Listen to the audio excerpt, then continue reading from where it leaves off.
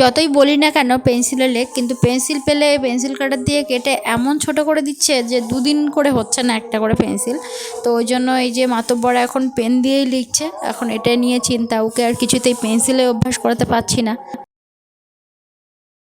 এই যে লঙ্কা তুলছি, আগে কয়েকটা তুলেছিলাম, বাচ্চাগুলোকে ছুটি দিয়ে আমি নিচে নেমে এসেছি।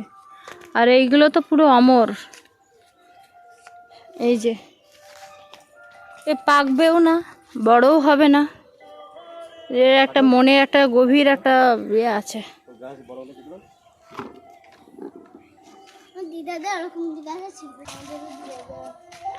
এইখানে কি সুন্দর সব ফুলে ভরে আছে, বেশ ভালো লাগছে দেখতে। বোতল কেটে কেটে যে লঙ্কা গাছগুলো বসিয়েছিলাম, তো তার মধ্যে এই লঙ্কাগুলো উঠেছে। আর এই সাইডে এসে দেখি এত পরিমাণে সব টমেটো নষ্ট হয়ে যাচ্ছে যে কি বলবো, সব ফেটে গেছে। এবার গাছ সব নিচের দিকে সব ঝুলে আছে, মাটির সঙ্গে লেগে আছে, যার জন্য অনেকটা পচেও গেছে, ফেটেও যাচ্ছে।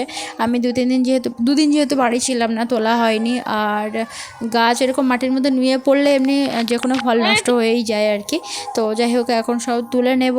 আর বেগুনগুলো ভাবছিলাম আর একটু হয়তো বড় হবে, তো এখন দেখছি যে না, বেগুনগুলো আর বড় হবে না, পেকে যাচ্ছে আর কি।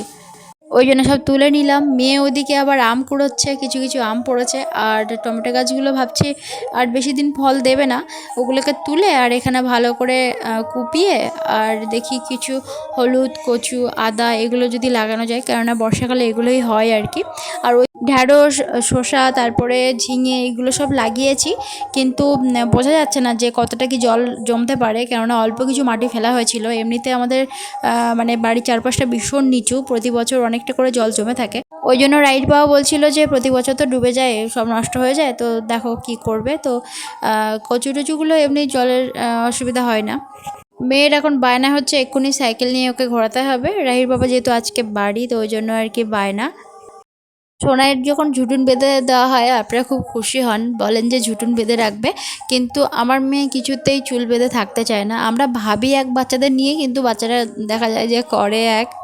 যতক্ষণ না পর্যন্ত চুল থেকে মোটামুটি গার্ডার খুলতে পারবে ততক্ষণ ও টানতেই থাকে, সে যতটাই চুল উঠে যায় যাক, এরকম আর কি করতে থাকে।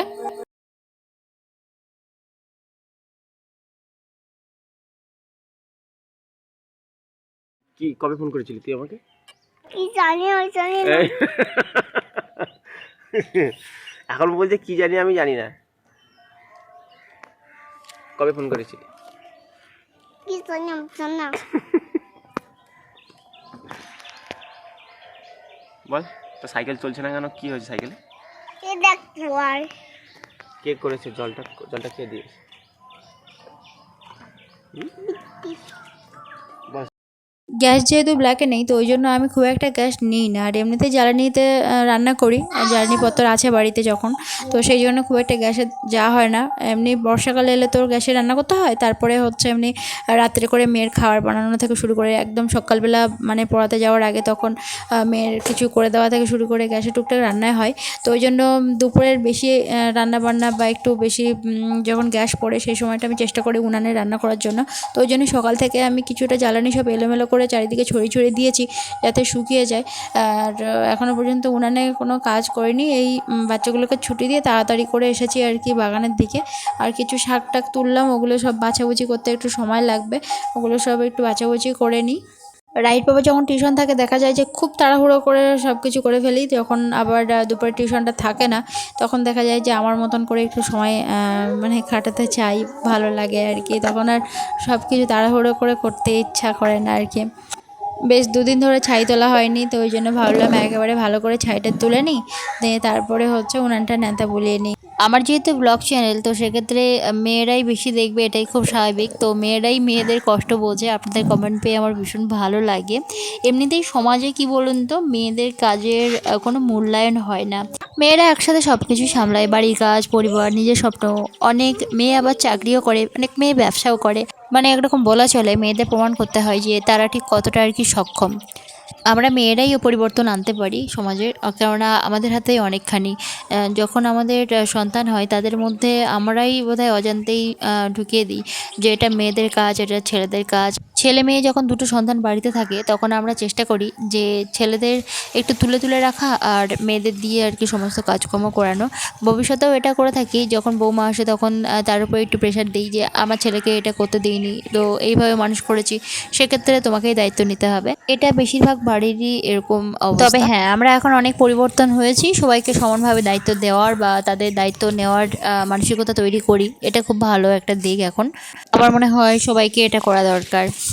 বেশিরভাগ দিন দেখা যায় যে তাড়াহুড়োতে বাচ্চাগুলোকে ছুটি দিয়ে ভাতে ভাত করি, আজকে তাই করেছি। আর মেয়ের জন্য লাল আলু ভাতে দিয়েছি। এই যে ফ্যানটা আটকানোর জন্য রাহির বাবা অনেকক্ষণ থেকে চেষ্টা করছে। প্রথমে মই আনলো, তো মই এনে ভীষণ ভয় পাচ্ছে, কেননা ব্যালেন্স রাখতে পারছে না। দুটো হাত যেহেতু উঁচু করে রাখতে হবে, তো পায়ের উপরে মই দিয়ে ব্যালেন্স রাখতে পারছে না। তারপর শেষমেশ টেবিল আনা হলো, টেবিলের উপরে আবার পিঁড়ার উপরে আবার হচ্ছে দাঁড়িয়ে তারপরে গিয়ে আটকানো হচ্ছে। ওই ফ্যানটা ওখানে আটকে আর তারগুলো ওখানে জুড়ে দিলেই আর কি চলতে শুরু করবে। সব কিছুই রেডি আছে। তিলোত্তমা দিদিভাই কিন্তু এই উপহারটা পাঠিয়েছিলেন, তো যখনই আমরা হাতে পেয়েছিলাম ভেবেছিলাম যে আমরা এই বারান্দাটা এখানেই লাগাবো, তাহলে বেশ ভালো হবে। আর ভবিষ্যতে যদি টেবিল কখনো কিনি তাহলে এই ফ্যানের নিচে এখানে বসাতে পারবো আর আমরা এখানে বসে টেবিলে খেতেও পারবো। এটা একদমই ঠিক যে মানুষের স্বপ্নের কোনো শেষ নেই, একটা পূরণ হলে আরেকটা স্বপ্ন চলে আসে যে এটা যদি হতো বেশ ভালো হতো, এটা হলে বেশ ভালো হতো, তাই না? আমরাও আর ব্যতিক্রম হব কোন দুঃখে। ওই জন্য আমাদেরও একটার পর একটা ইচ্ছা হয় যে এই লোনগুলো শোধ হয়ে যাওয়ার পর আগে এটা করতে হবে। আগে ফ্রিজ কিনবো নাকি আগে মানে ঘরের কিছু কাজ আছে সেগুলো করব, নাকি এখানে টেবিল কিনবো, নাকি মানে কত রকম যে আমরা মাঝে মাঝে বলি আর ভীষণ হাসি। ফ্যান পুরো ওকে আর দারুণ চলছে, বেশ ভালোই আর কি। তো যখন নতুন ছাদ ঢালাই হচ্ছিল তখন এখানে দিলে ভালো হতো, তো রাহির বাবা অতটা মাথায় আসেনি, দিয়ে ফেলেছে এইখানে। দিতে এই সমস্যাটা হয়েছে, একটা সাইড হয়ে গেছে আর কি। কই দেখি ছাড়ো, দেখি এইখানে হাওয়া আসছে কিনা দেখি। সবগুলো মেলে দিলাম। প্রচুর রৌদ্র পড়েছে, মানে একদম গা হাত পা জ্বালা করছে। ওই যে কোকিলটা ওখানেই সারাক্ষণ বসে থাকে, ওখান থেকেই ডাকে। আর জামরুল দেখুন ফুল ঝরে পড়েছে, এবার বড় হওয়ার পালা। সারা গাছ ভর্তি জামরুল এসেছে। নতুন করে এগুলো কেচে আনলাম। এই যে বেডশিটগুলো সব তুললাম, কালকে আমার মেয়ে করে ফেলেছে, ওকে তোলা হয়নি রাতে, আমার কারণেই হয়েছে এটা। এই যে সব কেচে এনে রৌদ্রে দিলাম। আর এই বড় বড় জিনিসগুলো কাচতে গরমের মধ্যে রৌদ্রের মধ্যে ভীষণ কষ্ট হয়, হাত মুখ যেন জ্বালা করছে। এবার বোঝা যাচ্ছে না যে চৈত্র মাস, এইবার বোঝা যাচ্ছে। গতকাল পর্যন্ত একটু মেঘলা মেঘলা ছিল, অতটা বোঝা যায়নি। আর আমার মেয়ে ঘুমোবে বলে কাঁদছে, ওর বাবা আছে তবু আমার কাছে ঘুমোবে। যাও খেলো, একটু দিদির সঙ্গে খেলবে, যাও। দুপুরবেলা অনেকগুলো কাচাকুচি ছিল আর এই রৌদ্রের মধ্যে কেচে আমার মাথা ধরেছিল একদম। তো বিকালবেলা তো বাচ্চাদের কাছে বসতেই হয়, ওদেরকে একদম সন্ধ্যা হয়ে গেছে ছেড়ে দিতে। আর তারপরে সব জামা কাপড় যেগুলো সব এনেছিলাম সেগুলো সব এতক্ষণ ভাঁজ করলাম, এখন সব বিছানাটা ঠিক করলাম, নতুন একটা বেডশিট পাতলাম। এখনও মেয়ের খাবার বানানো হয়নি, ওকে খাওয়াতে হবে। এখন সময় হচ্ছে প্রায় 9টা আর রাহির বাবা চলে এসেছে। আর রাহিকে ওর পাপার কাছে দিয়ে আমি তাড়াতাড়ি করে একটু দুধ রুটি বানালাম। দেখি চোটকে এখন খাইয়ে দিই, তারপরে আপনাদের সঙ্গে কথা হচ্ছে। সারাদিনের কাজ, বাচ্চা সামলানো, টিউশন, তারপরে ভিডিও করা, এসবগুলো এখন আর আমার কাছে কঠিন মনে হয় না। যতটা না কঠিন মনে হয় এই ভয়েস অ্যাড দেওয়া। ভয়েস অ্যাড দিতে বসলে আমার মেয়ের যত বায়না, কান্নাকাটি, পটি পায়, সিপ পায়, আরও যে কত কিছু চলে ওর মাথার মধ্যে যে আমার মাথায় সেগুলো আসে না। হাজারবার ডিলিট করি ভয়েস অ্যাড দিয়ে, আবার সেগুলো আবার নতুন করে দিতে হয়, নাহলে আপনারা কিছুই শুনতে পাবেন না। তো এটাই হচ্ছে আমার এখন পরিস্থিতি। ছোট বাচ্চা থাকলে মায়েরা কখন কাঁদে, কখন হাসে, কখন রাগ করে, মায়েরা বোধহয় নিজেরাও জানে না।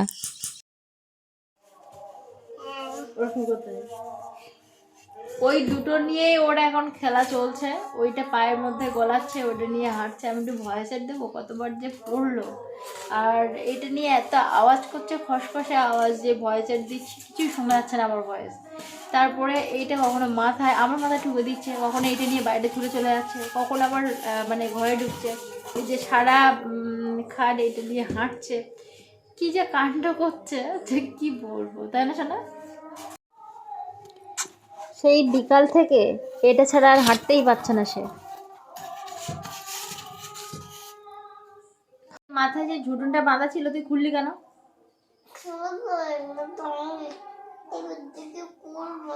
জোরে বল ওইটা। ভুল হয়ে গেছে, আমি এবার থেকে এরকম করব না। তো ওটা তো রোজ শুনি আমি, ভুল যখন হয়ে যায় তুই করিস কেন? আজকে আমি ভিডিও রেকর্ড করলাম। ওরকম পাকা পাকা সারাদিন কথা বলতে থাকে। আমি আজকে রেকর্ড করলাম, ওরকম ভুল করে কিছু একটা ফেলে দেয়, কিছু একটা ভেঙে দেয়, কিছু একটা ছুঁড়ে ফেলে, ওরকম মাথার ছুটকে বেঁধে দিলে ওরকম খুলে ফেলে। যখনই জিজ্ঞাসা করতাম, মা আমার ভুল হয়ে গেছে, মা আমি আর কোনোদিন করবো না, এমন এনিয়ে বেনিয়ে নিরীহ বলে আর কি, যে আমারই আর কি ওর কথা শুনতে খারাপ লাগে। তুই হা করে কি দেখাচ্ছিস? Hello friends, good morning. আপনাদের সঙ্গে দেখা হচ্ছে পরের দিন সকালবেলা। মেয়ে ঘুমোচ্ছে, তো ওই জন্য ভাবলাম পরে আপনাদের সঙ্গে কথা বলে ভিডিওটা শেষ করি। গতকালের ভিডিও আমি এডিট করেছিলাম, কিন্তু পরে আপনাদের সঙ্গে আর কথা বলতে পারিনি আর কি। আর অনেকটা রাত্রি, আর কালকে এমনি মেয়েকে খাওয়াতে ঘুম পাড়াতে অনেকটা রাত্রি হয়ে গেছিলো। তার মধ্যে আবার কালকে থালা বাসন সব মেজে রেখেছি, মানে দুপুরে থালা বাসন তো আমার কখনোই ধোয়া হয় না। দুপুরবেলা খাওয়া দাওয়ার পর সবসময় বাচ্চারা চলে আসে, আর তারপরে ওদেরকে রেখে আমি থালা বাসন মাজতে পারি না, যেহেতু কালি হাঁড়ি গোড়া থাকে, তারপরে এমনি অন্যান্য থালা বাসনও থাকে, ওইভাবেই থাকে। আমি সকাল থেকে আবার মানে কাজ শুরু করি, ওগুলো মানে মাজতে থাকি, এরকম করি। তো যাই হোক, ওই জন্য হয় না, পড়েই থাকে। কিন্তু ডাহির পাপা গতকাল 8টা সাড়ে 8টার মধ্যে চলে এসেছে আর কি টিউশন থেকে। তো আমি ভাবলাম এত তাড়াতাড়ি চলে এসেছে যখন, বাড়িতে আছে যখন, তাহলে আমি বাইরে থালা বাসনগুলো মেজে নিই। পুকুর পাড়ে না আমি একা কখনো ওরকমভাবে বসে থালা বাসন মাজার সাহস পাই না। এমনিতেই মেয়ে একা ঘরে থাকতে চায় না, দ্বিতীয়ত আমার এমনিতে এই সাইডের দিকে আমি একা থাকি যেহেতু, আর ওরা ওই ধারে থাকে, তো ওই জন্য একা আমি এমনিতে বাইরে খুব একটা বেরোই না, আমার ভীষণ ভয় করে। আর এমনি ভীষণ মশাও আছে আর কি, মেয়েকে ঘরে রেখে একা যাওয়া যায় না। তো যাই হোক, ওই জন্য আমি রাইট বাবা বাড়ি আছে বলে সাহস করে গিয়ে থালা বাসনগুলো সব কালকে মেজে নিয়েছি সকাল থেকে। ওই জন্য অনেকটা মনে হচ্ছে যেন কাজ এগিয়ে আছে আর কি, কেননা অনেকটা থালা বাসন থাকে। আজকে শুধু রাতে থালা বাসন আছে, সেগুলো আর কি মাজবো। আর সকাল সকাল ঘুম থেকে উঠে ওই কাজকর্ম শুরু করলে কি হয় না, এখানে একটু খুটখাট ওখানে একটু খুটখাট, যেই শব্দ হয়ে যায় সঙ্গে সঙ্গে আমার মেয়ে উঠে পড়ে। তো ওই জন্য সকালবেলাতে ভাবলাম না, ভিডিওটাই কমপ্লিট করি আগে, তারপরে গিয়ে পরে কাজ করবো। আর কালকে ভাগ্যিস থালা বাসন বাইরে মেরেছিলাম, নাহলে কালকে থালা বাসন মাঝে দেখি বাগানে গরু ঢুকেছে। তারপর রাইট বাবাকে চেঁচামেচি করে ডাকলাম, তাড়াতাড়ি করে বেরোলো, কিছুতেই বেরোতে চাইছে না, এধার থেকে ওধার, ওধার থেকে এধার। এখন তো আবার খাল ছেঁচা হয়ে গেছে, ওইটাই একটা ভয়। তো মানে তাড়াহুড়ো করে হুড়োহুড়ি করে তারপরে গরুটাকে তাড়ানো হলো। তো ভাগ্যিস কালকে বাইরে থালা বাসন মেরেছিলাম। আমি তো ভাবি আমাদের লোনগুলো কবে শেষ হবে, তারপরে জলের কাজটা আমি আগে করব। বাথরুমে জল তোলা, তারপরে হচ্ছে মানে ওই বেসিনের ওখানে যদি জলের এটা করে নিই তাহলে বেশ সুবিধা হবে আমার।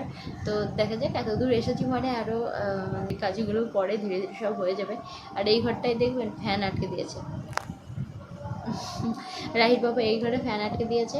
আর ঘরটা ছোট হওয়ার কারণে ফ্যানটা ছাড়ার পর পুরো ঘর জুড়ে হাওয়া, মানে যে প্রান্তেই দাঁড়িয়ে না কেন এই ঘরের মধ্যে, এটা হচ্ছে 7/11 ঘর, তো সব জায়গায় জুড়ে হাওয়া আর কি। কেন বড় ঘরের যে জায়গাটায় ফ্যান চলে আর এই সাইডটা আবার খুব একটা হাওয়া লাগে না, এটা হয় আর কি। একটু বড় ঘর হলে হচ্ছে সাইডে সাইডে হাওয়া লাগে না, তো এটা যেহেতু ছোটো ঘর ওই জন্য সব জায়গায় হাওয়া আর কি। আমার একজন বন্ধু কমেন্ট করেছেন, মেয়েকে এরকম ভিডিও করার জন্য উৎসাহ দিও না। ওকে আসলে উৎসাহ কিছু দেওয়া হয় না, ওই আগে একবার দিয়েছিলাম ওর হাতে ফোন, তো ওরকম করছিল, আর বাবারই গিয়ে ওখানে দিয়েছিল, ওরকম করছিল। তো ওইগুলো আমি মানে ভিডিওটা এডিট করি, কেননা ভালো লাগে, আমার ভীষণ হাসি পায় ওটাতে। আর এমনিতেই ও সারাদিন যা বাঁকা বাঁকা কথা বলে, যা কাজকর্ম করে, আমি তো কিছুই রেকর্ড করি না। তার কারণ হচ্ছে ও একদম ভিডিওতে আসতে চায় না। ও যখন এক মনে কবিতা বলে, ছড়া বলে, গল্প বা হচ্ছে এমনি নাচানাচি করে, তখন গিয়ে ও মানে তখন গিয়ে ভিডিও করি আর কি, না হলে দেখবেন আমি খুব একটা ভিডিও করি না। তো যাই হোক, এই হচ্ছে ব্যাপার। আপনি ঠিকই বলেছেন, এটা অবশ্যই উচিত। এই ভিডিওটা এখানে শেষ করছি, আপনি দেখা হচ্ছে পরে ভিডিওতে। অনেক অনেক ভালো থাকুন সবাই।